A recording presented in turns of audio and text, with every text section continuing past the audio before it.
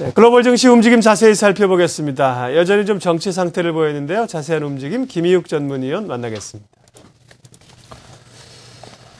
네, 뉴욕 증시 상황 일단 조금 밀렸었죠. 자세히 좀 봐주십시오. 네, 좀 피로감이라든가 이제 좀 소강 국면 이런 얘기가 맞을 것 같습니다. 일단 외신 중에서 로이터 통신의 마감 브리핑 내용부터 살펴보시겠습니다. 지난주에 페덱스 실적 전망에 미 증시 전체가 실망을 했다. 이런 제목 기억하시는 분들은 지금 나오는 제목이 단번에 좀 분위기가 캐치되실 텐데요. 중장비를 비롯한 각종 산업 장비를 제조하는 캐터필러가 2015년 내후년인가요? 연간 실적 전망을 하향한 것이 이 캐터필러가 속해 있는 다우지수는 물론이고 미 증시 전반의 경기 둔화 우려로 작용했다는 설명입니다. 캐터필러는 우리나라 두산 인프라코어에 비유되기도 하는데요. 그 전통이나 규모 면에서 전 세계 대표 경기 민감주라고 해도 손색이 없기 때문에 이들이 내놓는 실적 전망은 각종 연구기관보다 훨씬 더 현실적인 글로벌 경기의 예지몽 이렇게 좀 인식된다고 할까요? 이런 경향이 있습니다. 여기다가 유럽 최대 경제국인 독일, 이 독일의 기업 경기 지수는 하락세가 이제는 진정됐을 것이다라는 전문가들의 예상과는 달리 추가로 하락을 하면서 5개월 연속의 마이너스를 기록해서 유로존 경기 침체를 재확인시켜줬다는 내용인데요. 이거 좀 자세하게 보고 넘어가겠습니다. 독일의 IFO 기업 경기 지수가 되겠습니다. 보통 다른 경제 지표는 한두 달 정도 지연 데이터인데 반해서 이 IFO 기업 경기 지수는 보시는 대로 9월분이니까 가장 최신 버전에 해당한다고 볼 수 있고요. 그런데 보시는 대로 그래프 바로 보시면 올 초 잠깐 좀 반등을 보이다가 이내 다시 하락 추세로 자리를 잡으면서 벌써 5개월 연속으로 내려가고 있다는 거죠. 게다가 현재 레벨은 위에서부터 파란색이 현실 경기, 빨간색이 체감 경기, 그리고 노란색이 예상 경기인데 그 차가 좁혀지지를 않고 있는 상황. 근데 그 전에 2000년부터 쭉 지금 10년 이상의 자료를 보시면은요, 이렇게 보통 올라갈 때, 상승을 할 때는 예상 경기, 체감 경기, 현실 경기 순으로 이렇게 간다는 거죠. 그래서 지금 순서대로 위에서부터 이렇게 거꾸로 보이고 있고, 오히려 선행성을 가지고 있는 노란색, 이 예상 경기가 제일 안 좋은, 그러니까 이 체감 경기와 현실 경기를 끌어내리고 있는 그런 상황으로 보시면 되겠습니다.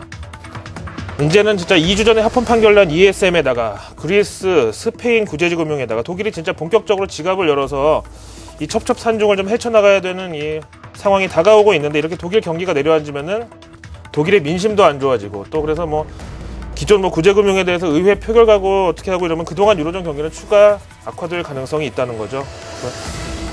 여기에 대한 현재 전문가 의견을 한번 들어보시죠. ING 벨기에 사무소 측의 의견인데요. 오늘 독일의 기업 경기 지수 부진은 ECO 마리오 드라기 총재의 강력한 지원 의사에도 불구하고 그 뒤에 조사가 된 거기 때문에 여전히 독일 기업들은 비관론을 버리지 않고 있음을 드러낸 최신 투심이었다. 단기적으로 유로존 붕괴라는 극단적인 시나리오는 피했지만 독일 제조업체들은 여전히 수요 감소 우려에 위축되면서 향후 전망을 하향하고 있는 중이다. 라는 강조네요. 이 정도면 미증시 마감 브리핑에 왜 독일 경제지표가 이렇게 떡하니 제목의 자리를 잡고 있었는지 이해가 되시죠? 다시 로이터 통신으로 돌아와서 마무리를 지어보죠. 마감 브리핑 내용 계속 보시겠습니다. 월가에서는 3분기 마지막 주를 맞아서 윈도우 드레싱 분위기가 오랜만에 다시 고개를 들고 있다는데요. 3분기에는 특히 9월에 집중이 됐습니다만 8월에 ECB에 무엇이든 하겠다 이런 발언도 있었고, 이런 ECB의 무제한 국채 매입, 그리고 연준의 QE3 등 시장의 호재성 재료가 집중되면서 2분기 약세장 분위기가 반전된 시점인 만큼 월가의 펀드 매니저들은 이런 분위기에 맞춰서 수익률도 그 정도로 화려하게 좀 올리기 위해서 윈도우 드레싱을 준비하고 있다는 로이터 통신의 현장 스케치가 들어있습니다. 솔직히 시장 안 좋을 때는 수익률 안 좋아도 다 이해를 하지만, 그렇게 시장에 호재가 많았는데 수익률 지지부진한 사람은 너 그때 QE3 나오고 막 난리 났었는데 혼자 뭐 했느냐, 이런 비판도 있을 수가 있죠. 그런 차원에서 어제 우리나라 일종 최저점에서 연기금의 대량 매수세는 이런 차원으로 해석이 되겠습니다. 자, 여기에 대한 현지 전문가 의견 또 이어서 보시죠. RDM 파이낸셜입니다. 일부 헤지 펀드들은 여전히 숏 포지션, 즉 그간의 수익을 이제 현실화하느라고 이제 HTS에 들어있는 플러스 이거를 이제 돈으로 바꾸는 이거를 하느라고 매도에 바쁘지만, 이번 주 3분기 말이 맞물려 있는 만큼 갑자기 시장이 강세로 전환을 해도 놀라울 것은 없다. 윈도우 드레싱을 염두에 둔 단기 투자 전략. 일단 이번 주 다음 주 초까지 이렇게 얘기를 했죠. 다음 프루덴셜 측의 의견 보시겠습니다. 원래 한 번 급등 후 숨고르기 혹은 횡보 국면은 시장의 이례적인 현상은 아니다. 자연스럽다. 결국에 3분기 어닝 시즌이라는 다음 모멘텀이 확인될 때까지 앞으로 한 달 정도 시장은 지금 약세장을 이어갈 가능성이 있다라고 전망했습니다.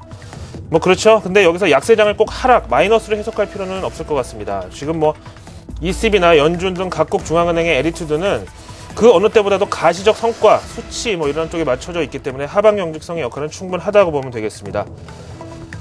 다음 지표 하나를 좀 보시죠. 사실 이거 여러 번 꼭 보여드리고 싶었던 지표 중에 하나인데요. 독일의 닥스 지수와 코스피 지수의 동조와 추세를 보고 계십니다. 글쎄 뭐 구조적으로 수출 비중이 높은 국가라는 것 외에도 주력 품목이 자동차, 화학, 전기전자 등 뭐 비슷한 항목이 많죠. 하지만 이 특징이 보시는 대로 약세장에서는 우리나라 코스피 지수가 조금 선방을 했고 최근 반등에서는 독일 덱스 지수가 아웃퍼폼을 나타내고 있습니다. 그런 차원에서 독일이 앞에서 보신 뭐 IFO 기업 경기 지수 때문이든 뭐 지금 보시는 기술적 부담이든 저렇게 고점 부담에 한번 내리맞고 또 한 번 부딪힌 이런 상황은 일단 주의 깊게 보실 필요가 있겠고, 그래서 마지막으로 MSCI 한국지수 보시면은요, 어제 우리나라 뭐 장후반 연기금 대량 매수세 윈도우 드레싱이든 뭐 저가 매수든 다 설명이 가능합니다만 지금 보시는 대로 외국인들의 투심은 아직까지 2000선을 훨씬 뛰어넘는 수준으로 보지는 않고 있고 항상 그날 국내 수급에 따라서 비중을 좀 뒤늦게 조절하고 있는 편이다. 한국 증시에 대한 의견은 당분간 중립으로 가져가는 것이 이상하지 않겠다고 보시게 되겠습니다. 화요일 해외 증시 마감 브리핑 함께 살펴보겠습니다.